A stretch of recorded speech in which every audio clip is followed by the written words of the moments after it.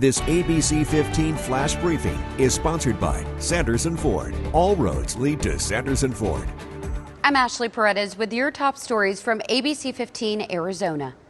Arizona's minimum wage is set to increase. Starting January 1st, workers will get paid 50 cents more, increasing the amount to $14.35 per hour. The increase is tied to the 3.7% increase in inflation from August 2022 to August 2023.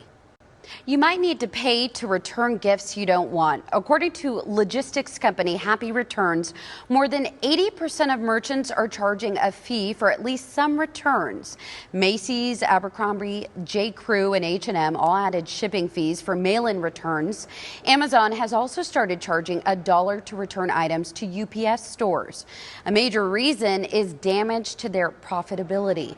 Retailers need to cover the cost of the shipping fees and then have to mark down the return goods to sell them. Turning now to the latest at our southern border. It has been 3 weeks since the Lukeville port of entry has been closed, and still no clear sign when it could reopen. The United States on Friday reopening 2 rail crossings in Texas to keep exports flowing between the U.S. and Mexico.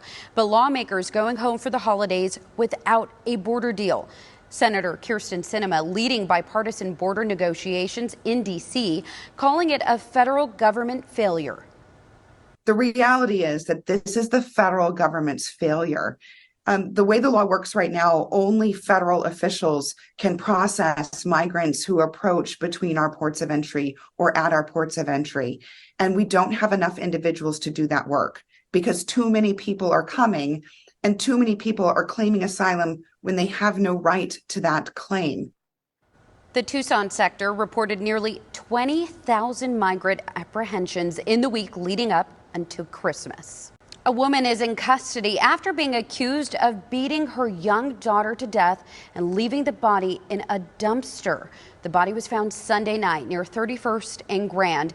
It was reported to Phoenix police, who were able to identify Sophia Simmons as the mother. She was taken into custody during a traffic stop last night and is facing multiple charges, including first-degree murder. We would note for the court that the crimes in this case are absolutely horrific. Coming up tonight in our 6 p.m. newscaster, Ashley Holden is looking into the details of this case. Fireworks means frightened pets who may end up wandering from home. The Arizona Humane Society has reminders to help keep your pet safe as you celebrate the new year. Make sure you have your pet and they have all their current ID tags and updated microchips. Keep them indoors and distracted. Always know your pet's whereabouts and consider a thunder shirt, a wrap that applies gentle but constant pressure on a dog's torso to help them feel safe and calm. Finally, report pets that are in distress. Well, if you're looking for a summer job to help make some extra money next year, the city of Phoenix is rolling out a $3,000 cash incentive to hire more pool managers next summer. Those also interested in being a lifeguard will be able to get up to $2,000. If you're interested, just head to the department's website, phoenix.gov. Now that Christmas is over, it may be time to get rid of that fresh tree. And cities around the valley have designated areas for tree drop-offs that are available for the next several weeks. We have a full list of all the locations and deadlines separated by city on our website. Plus, how you can find extensive resources by city as well. Head to abc15.com to find it all.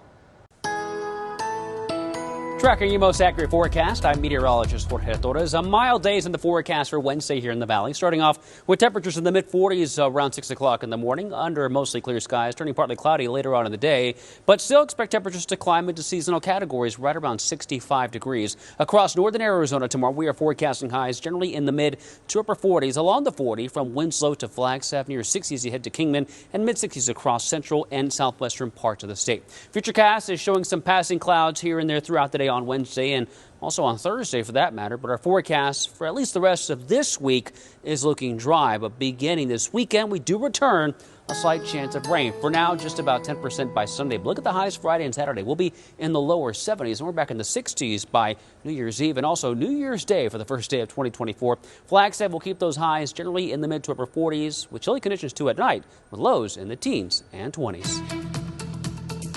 This ABC15 flash briefing is sponsored by Sanderson Ford. All roads lead to Sanderson Ford.